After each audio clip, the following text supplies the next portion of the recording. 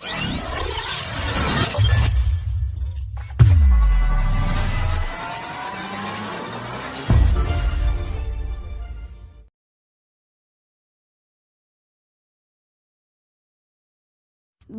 اللہ الرحمن الرحیم۔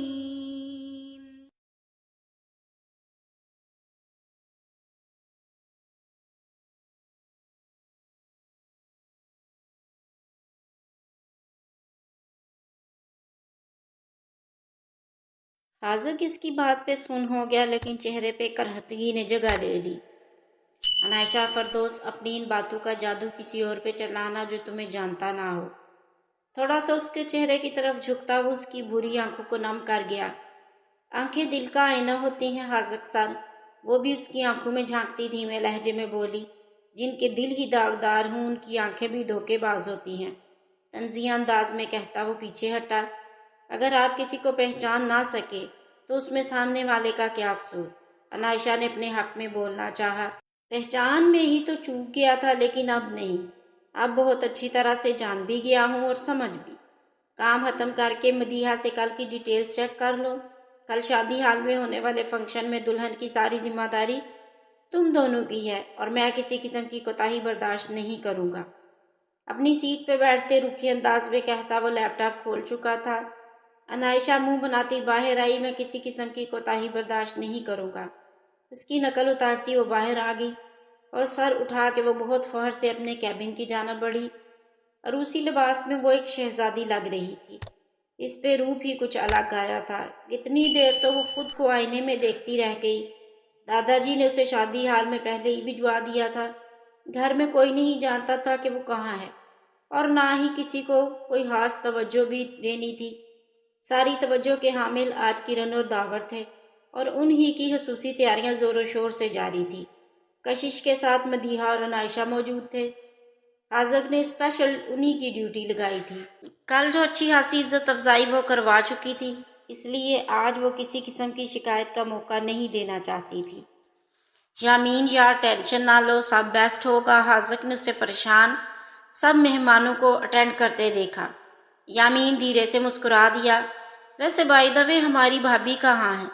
حاذق نے اس کا دھیان ہٹایا۔ یامین نے اسے پیار والی گھوری سے نوازا۔ ایسے نہ دیکھو، مجھے ڈر لگ رہا ہے۔ حاذق نے ڈرنے کی ایکٹنگ کی۔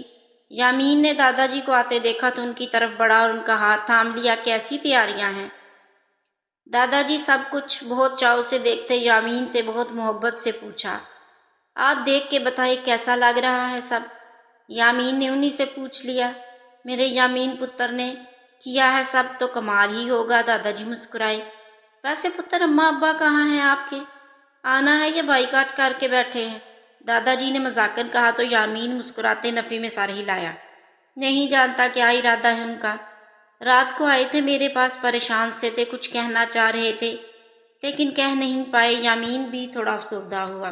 بیٹا جو بھی ہے، آپ کے والد صاحب، ان سے ملو اور ان کی پریشانی جانو، اور ایک اچھی اولاد ہونے کے ناطے اپنی ذمہ داری اور فرض اچھے طریقے سے پورا کرو، اور بدلے کی امید اللہ سے رکھو۔ انہوں نے رسان سے سمجھایا۔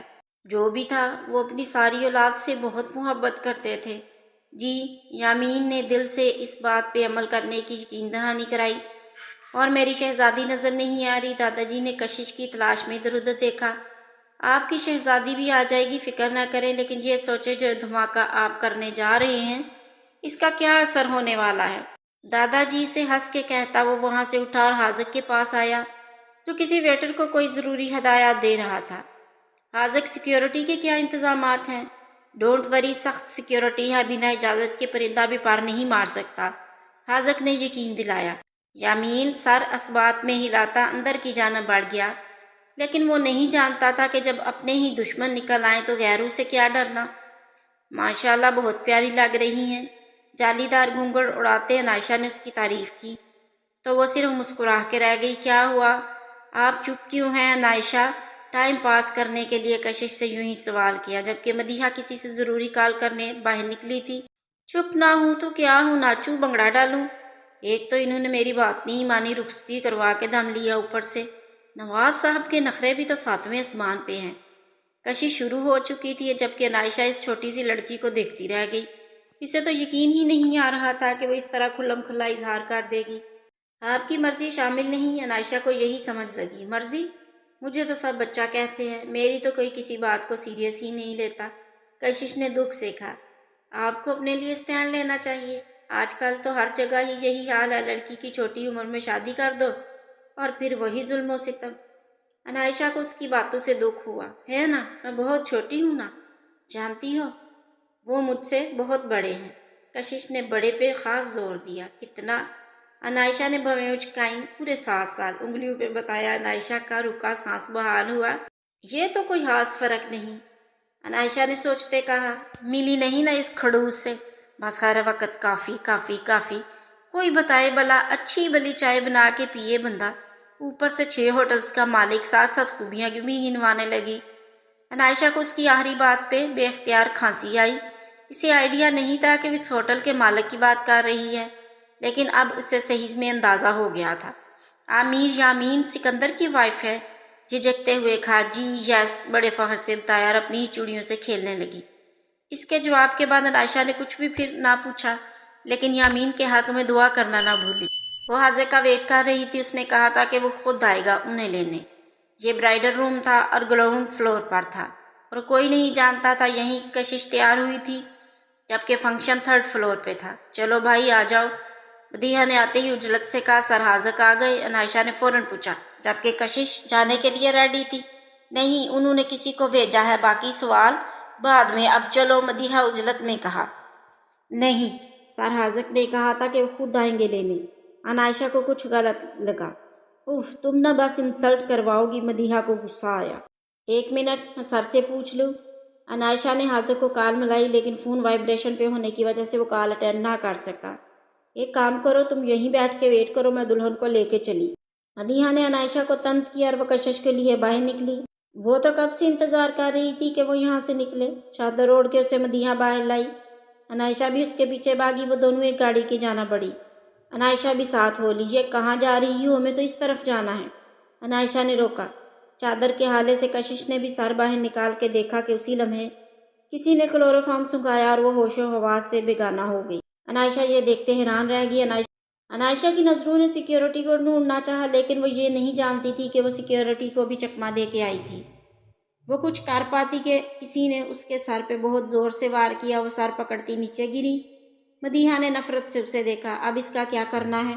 کشش کو ان میں سے ایک کو وہاں سے لے جا چکا تھا۔ عائشہ کا پوچھ رہا تھا، کرنا کیا ہے؟ لے جاؤ اسے بھی، اسی کے تو نام کرنی ہے یہ واردات۔ مدیحہ شاطرانہ ہنسی تو اس نے عائشہ کو اٹھا کے بھی گاڑی میں ڈالا۔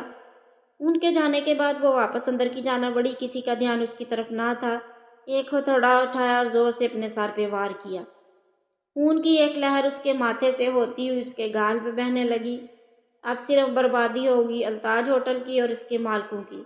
اس کی آنکھوں کے سامنے اندھیرا چھانے لگا اور وہ زمین بوس ہوئی۔ کرن عزیز، ولد میر عزیز سکندر، آپ کا نکاح میر داور اور سکندر سے بعوض حق مہر 20 لاکھ طے کیا جا رہا ہے، کیا آپ کو یہ قبول ہے؟ جی قبول ہے، دلہن بنی وہ شرمائی سی لجائی سی گھونگھٹ نکالے بیٹھی کپ کپاتی آواز میں بولی۔ کرن سے قبول و ایجاب کے بعد انہوں نے داور سے بھی وہی الفاظ دہرائے۔ اس کے قبول کرنے کے بعد مبارک کا شور اٹھا اور اسی لمحے عزیز صاحب کی انٹری ہوئی۔ آتے ہی وہ دادا جان سے ملے اور پھر اپنی بیٹی سے۔ وہ خوش بھی تھے اور آنکھیں نم بھی تھیں۔ اچھا ہوا پہنچ گئے، ورنہ ساری زندگی پچھتاوے میں گھرے رہ جاتے۔ دادا جی نے خود سے لگاتے کہا، آپ کیسے ہیں؟ مجھے نہیں بتایا اس وقت، بعد میں پتہ چلا، لیکن بہت برا پھنس گیا تھا۔ وہ اپنی مجبوری نہ چاہتے ہوئے بھی اپنے لہجے سے یہاں کر گئے، لیکن وہ یہ نہ کہہ سکے کہ وہ جہاں تھے وہاں وہ اپنی مرضی سے نکل بھی نہیں پا رہے تھے۔ کوئی نہیں جانتا تھا کہ ایسا کون ہے جو الگ الگ کر کے ان پہ وار کر رہا تھا اور ان کو سنبھلنے کا موقع نہیں دے رہا تھا۔ اور ان کی سب سے بڑی ہار یہی تھی کہ یہاں تک کہ وہ ایک دوسرے سے چھپا رہے تھے۔ دادا جی نے یامین کو اشارہ کیا کہ وہ کشش کو بلوائے۔ یامین نے حاضر کی طرف دیکھا۔ وہ سر اس بات میں ہلاتا موبائل پہ کال کرنے کے ارادے سے لفٹ کی جانب بڑھا۔ موبائل پہ عائشہ کی کال دیکھ کر حاضر نے کال بیک کی، لیکن نمبر بند تھا۔ وہ لفٹ رکتے ہی باہر آیا۔ سیکیورٹی اس کی طرف بھاگی، سے کور کیا۔ میم کہاں ہے؟ حاذق نے فوراً سوال کیا۔ جی سر، وہ اندر ہی ہیں، ایک نے جواب دیا۔ حاذق اندر بڑھا، لیکن وہاں مدیحہ کو بے ہوش پڑا دیکھ کر ٹھٹکا اور فوراً اس کی جانب بڑھا۔ اس کے ماتھے پہ چوٹ آئی تھی۔ حاذق نے اسے اٹھانے کی کوشش کی، لیکن وہ بے ہوش ہو چکی تھی۔ حاذق نے فوراً یامین کو کال ملائی اور اسے انفارم کیا۔ پانی لے کے آؤ، پاس کھڑے ایک سیکیورٹی گارڈ کو کہا۔ جیسے ہی وہ پانی لاتا، حاذق نے اس پہ پانی کے چھینٹے مارے اور وہ نیم بے ہوش سی ہوتی جاگی۔ مدیحہ، عنائشہ اور دلہن کہاں ہیں؟ حاذق نے فوراً پوچھا۔ سر، وہ عنائشہ لے کے چلی گئی، اس کے ساتھ 2 لوگ اور بھی تھے، انہوں نے مجھ پہ حملہ کیا، مدیحہ نے روتے ہوئے کہا، جبکہ دروازے میں کھڑے یامین نے ہلتے دل سے اس کی ساری بات سنی۔